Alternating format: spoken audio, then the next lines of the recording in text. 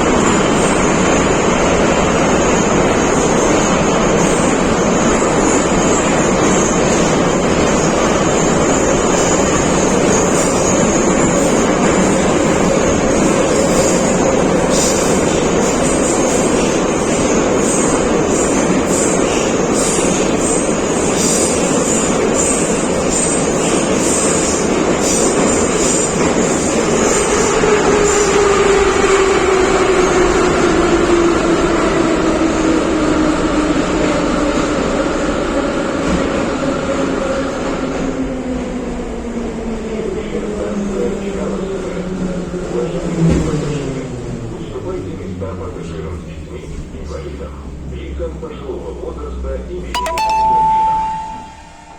Напоминаем о необходимости использования средств индивидуальной защиты, а также других методов.